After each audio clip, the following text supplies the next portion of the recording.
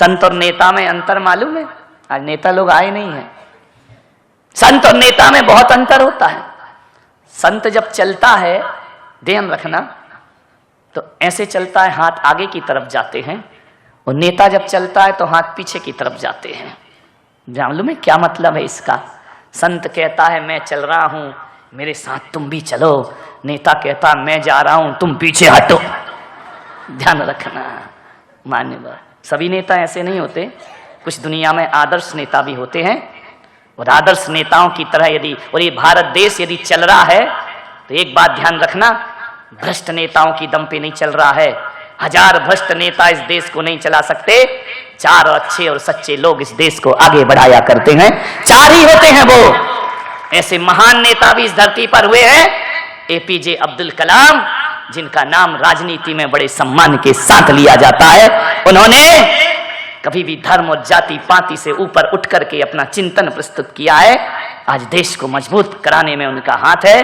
और एपीजे अब्दुल कलाम ऐसे व्यक्ति जिन्हें पार्टियां नहीं, पूरा देश, और देश ही नहीं दुनिया भी जिनका सम्मान से नाम लिया करती है। ध्यान रखना मान्यवर, सोचना है।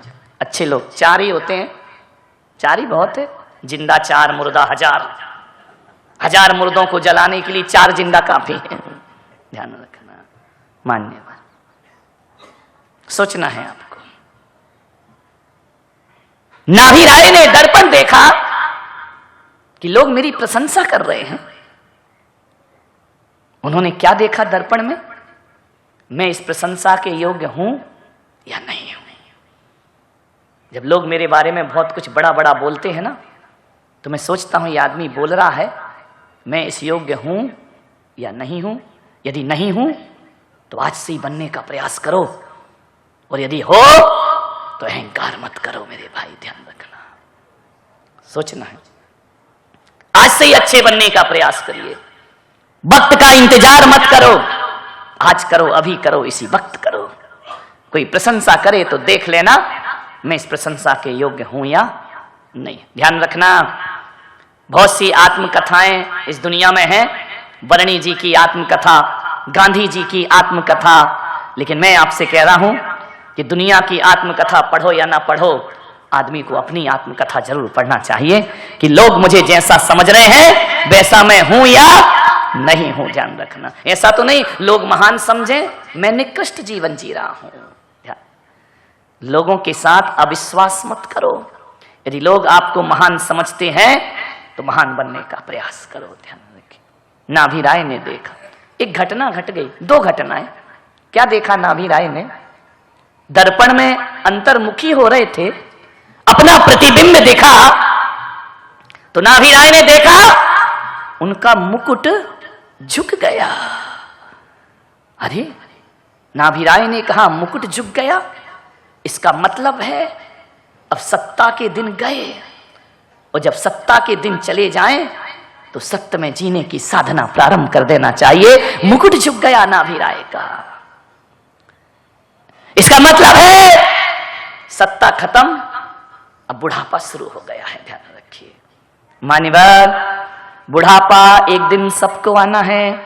अभी शोभा ताई जी ऊपर कमरे में कह रही थी बूढ़ा कौन, मैंने कहा प्रवचन में बताएंगे। ध्यान रखिए, बुढ़ापा एक दिन सबको आना है, कोई ना बचेगा इस बुढ़ापे। जियोगे तो, मर गए तो काय को आएगा मेरे भाई। ध्यान रखना, बुढ़ापा जरूर आएगा, सभी को आना है। एक बात याद रखना, बचपन ज्ञान अर्जन के लिए होता है, बचपन ज्ञान अर्जन के लिए होता है, जवानी धन अर्जन के लिए होती है, और बुढ़ापा पुण्य अर्जन के लिए हुआ करता है। बुढ़ापे में पुण्य का अर्जन। बचपन में माँ की गोद में सोए, एक सूत्र दे रहा हूं बुढ़ापे के लिए, बचपन में माँ की गोद में सोए, जवानी में पत्नी के साथ सोए, बुढ़ापे में परमात्मा के साथ सो जाओ, तुम्हारा जीवन सार्थक और सफल हो जाएगा। बुढ़ापे में अब भगवान के सहारे सो, परमात्मा के साथ सो, बुढ़ापा सार्थक हो जाएगा। ध्यान रखिए मान्यवर, एक सूत्र दे रहा हूं बुजुर्गों के लिए, युवाओं के लिए, दिन ऐसा बिताओ कि रात को चैन की नींद सो सको। ध्यान रखिए, रातों की नींद किनकी हराम होती है? जो दिन में गलत काम किया करते हैं। ध्यान रखना, दिन ऐसा बताओ कि रात को चैन की नींद सो सको, रात ऐसी बिताओ कि सुबह किसी को मुंह दिखाने में शर्म ना आए। सुबह मुंह दिखाने में वही शर्म करते हैं जो रात को गलत तरीके से जिया करते हैं। दिन ऐसा बिताओ कि रात को चैन की नींद सो सको, रात ऐसी बिताओ सुबह मुंह दिखाने में शर्म ना आए। अरे जवानी ऐसी बिताओ बुढ़ापे में रोना ना पड़े, और बुढ़ापा ऐसा बिताओ किसी के सामने हाथ फैलाना ना पड़े। ये सूत्र है जीवन। ऐसा बुढ़ापा जियो किसी के सामने हाथ नहीं फैलाना पड़े। ध्यान रखना, प्रेम बचपन में मुफ्त में मिला करता है। बच्चे को हर कोई प्रेम करता है, जो आता है गाल पकड़ेगा, चुटकी बजाएगा, बच्चे से बात करेगा, गोद में उठाएगा, उछालेगा। इसके लिए बच्चे ने कुछ नहीं किया है। ध्यान रखना, बचपन में प्रेम मुफ्त में मिलता है, जवानी में प्रेम अर्जित करना पड़ता है, कमाना पड़ता है, बुढ़ापे में प्रेम मांगना पड़ता है। मेरे भाई, यदि गलत तरीके से जिंदगी जियोगे तो बुढ़ापे में आदमी रुपया पैसा नहीं, प्रेम की भीख मांगा करता है। यदि सही जिंदगी जियोगे तुम्हें प्रेम मांगना नहीं पड़ेगा, बल्कि बुढ़ापा और बचपन एक सा हुआ करता है। यदि अच्छे से जवानी जी है, बुढ़ापे में महात्मा गांधी की तरह सारी दुनिया तुम्हें राष्ट्रपिता कहने को तैयार है। बुढ़ापा सही जी। ध्यान रखना, कुर्सी का खेल, जो जब देश आजाद हुआ प्रस्ताव आया महात्मा गांधी को राष्ट्रपति बना दिया जाए, प्रधानमंत्री बना दिया जाए। गांधी जी ने कहा नहीं, ये लड़ाई मैंने कुर्सी के लिए नहीं लड़ी, मैंने तो इसलिए लड़ी कि अब तुम कुर्सी के लिए लड़ते रहना, मैं तो तुम्हें आजाद करके जा रहा हूं। ध्यान रखना, गांधी ने कुर्सी के लिए लड़ाई नहीं लड़ी। एक बात याद रखना, जहां तक मैं पुलक सागर सोचता हूं, यदि गांधी जी राष्ट्रपति बन जाते, कुर्सी पर बैठ जाते तो राष्ट्रपति कहलाते। गांधी ने कुर्सी छोड़ी, राष्ट्रपिता कहलाए। ध्यान रखिए, वो राष्ट्रपति नहीं कहलाए। ध्यान रखना, राष्ट्रपति तो दुनिया के हर देश में होगा, राष्ट्रपिता केवल हमारे देश में हुआ करता है। कुर्सी पकड़ोगे राष्ट्रपति बनोगे, कुर्सी छोड़ोगे राष्ट्रपिता कहलाओगे। और एक बात याद रखना, राष्ट्रपति की कुर्सी 5 साल की है, राष्ट्रपिता हजारों साल जीवित रहा करता है। ध्यान रखिए, राष्ट्रपिता का चुनाव थोड़ी होता है, वो तो हजर अमर कुर्सी है। ध्यान रखिए, मान्यवर नाभी राय ने देखा कुर्सी छोड़ने का समय आ गया है। ध्यान नहीं छोड़ पा रहे, हम करें क्या? नहीं छोड़ते हैं, बड़ी आस लगा के बैठते हैं। अभी अटल जी का देहावसान हुआ, अंतिम संस्कार था, मैंने बताया था ना, ऊपर से आडवाणी जी को फोन आ गया ऊपर से कि मोदी प्रधानमंत्री बन गया, रामनाथ कोविंद राष्ट्रपति बन गए, अटल जी चले गए, अब चलोगे या कोई बहाना और बचा है? ध्यान रखिए, मान्यवर अब चलने का समय है क्या? और कोई बहाना चाहिए तुमको? ध्यान रख, गया समय। मान्यवर सोचना है आपको, बुढ़ापा गलत तरीके से जियोगे, जवानी गलत तरीके से जियोगे, बुढ़ापे में खून के आंसू बहाना पड़ेंगे। लोग कहते हैं बुढ़ापा दुखदाई होता है, मैं पुलक सागर कहता हूं बुढ़ापा दुखदाई नहीं होता है। जवानी में जो दुखदाई काम करता है उसका बुढ़ापा दुखदाई हुआ करता है। किसका होता बुढ़ापा? किसका बिगड़ता है? जो जवानी बिगाड़ता है। ध्यान रखिए, मान्यवर सोचना है आपको, बुढ़ापे को अच्छे से जियो। ये मत सोचो बुढ़ापे में, ये मत सोचना कि हम कुछ नहीं कर सकते हैं, बहुत कुछ कर सकते हो। क्यों नहीं कर सकते? ध्यान रखना, ये मत सोचो कि बुढ़ापा जीवन का समापन है, ये मत सोचो कि बुढ़ापा जीवन की इतिवृत्ति है, बुढ़ापा अपराध है, बुढ़ापा अभिशाप है। ऐसा मत सोचिए मेरे भाई। क्यों सोचते हो बुढ़ापा अभिशाप है? मैं तो कहता हूं बुढ़ापा जीवन का सुनहरा अध्याय हुआ करता है। बुढ़ापा जीवन का अंतिम उपसंहार बड़ा सुनहरा और सुखद हुआ करता है। कौन कहता है बुढ़ापा खराब है?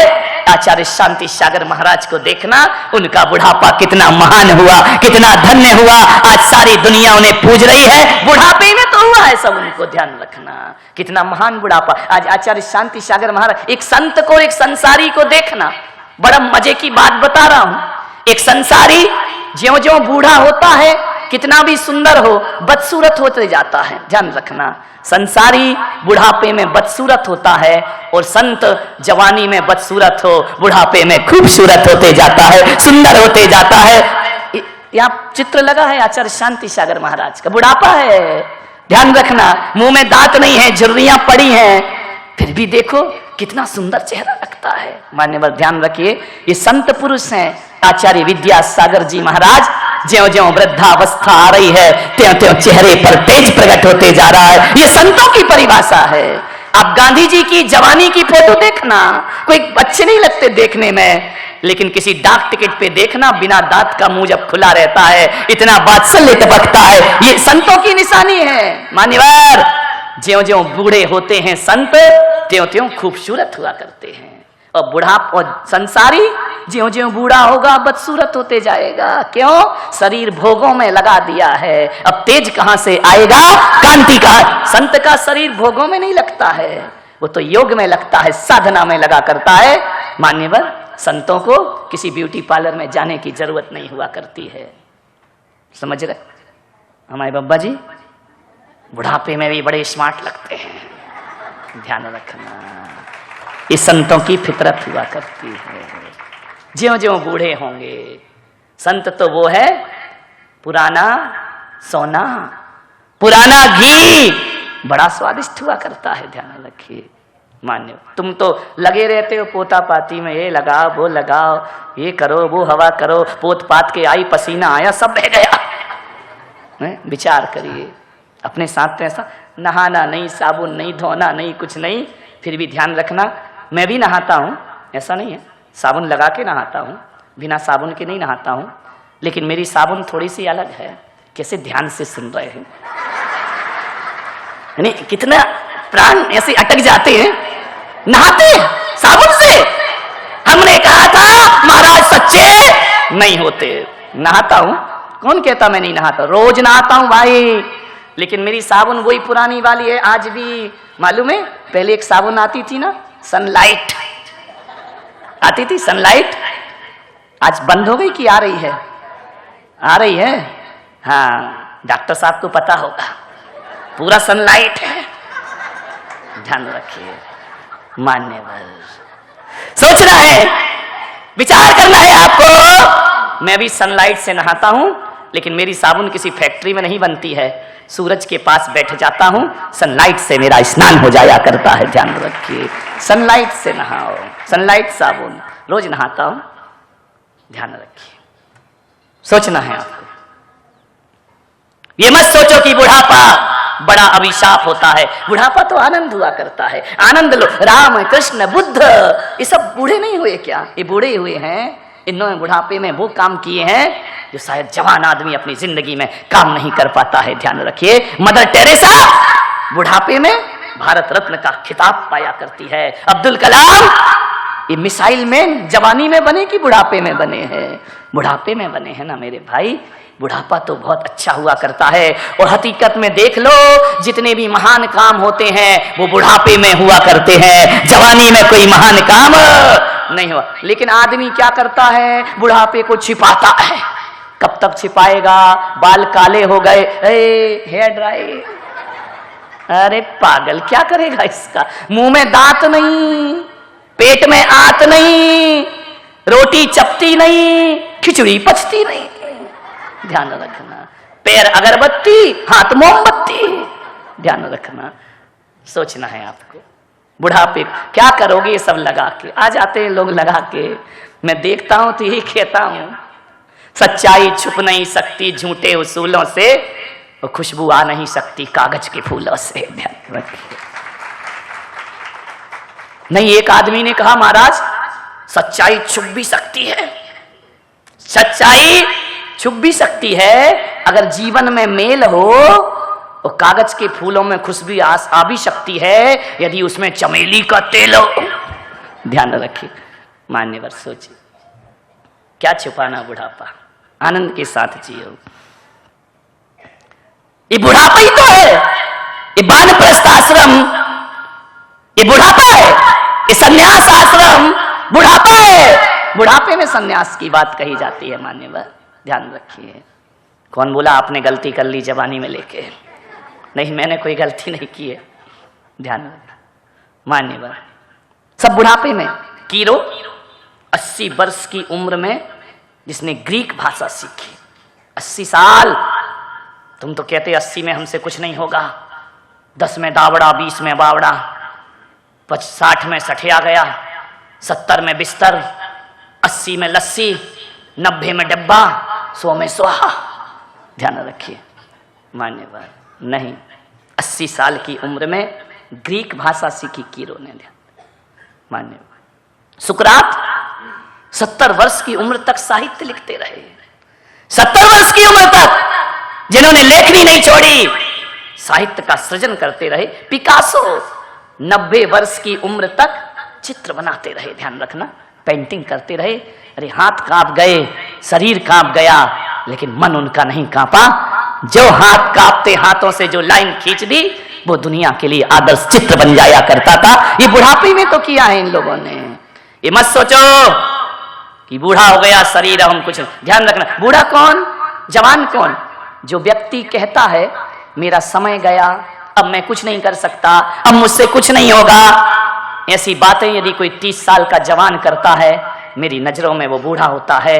और जो कहता है मेरा समय पहले भी था, आज भी है और सदा रहेगा, मैं उसे जवान कहता हूं। उस बूढ़े को भी जवान कह करके बोला।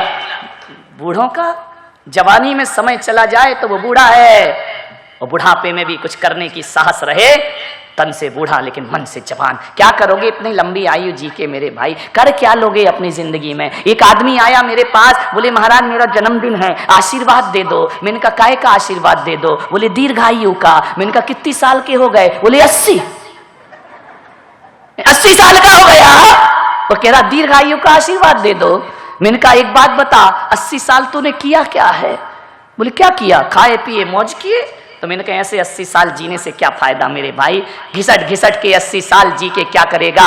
अरे घिसट घिसट के 80 साल जीने से अच्छा तो 16 साल का कोई संत ज्ञानेश्वर होता है, जो जीवन पे समाधि लेकर जीवन को सार्थक कर दिया करता है। ऐसे 80 साल का जीवन जीने से अच्छा 23 साल का भगत सिंह होता है, जो फांसी के फंदे पर देश के लिए चढ़ जाता है। वो 23 साल की उम्र सदियों से लंबी हुआ करती है मेरे भाई, ध्यान रखिए। कुछ करो अपने जीवन में। 16 साल में जिसने सब कुछ दे दिया सारे जगत को, मान्यवर आचार्य कुंद 11 साल की उम्र में सन्यास ले लिया करते हैं, जीवन को अध्यात्म का पाठ पढ़ा देते हैं। आचार्य जिनसेन स्वामी 8 साल की उम्र में, जिन्हें अगर्भ दिगंबर कहा जाता है, खेल रहे थे बच्चों के साथ। आचार्य की दृष्टि पड़ी, कौन बच्चा है ये पत्थर पे पत्थर जमा करके खेलता है, जरूर इसमें कोई प्रतिभा छुपी होगी।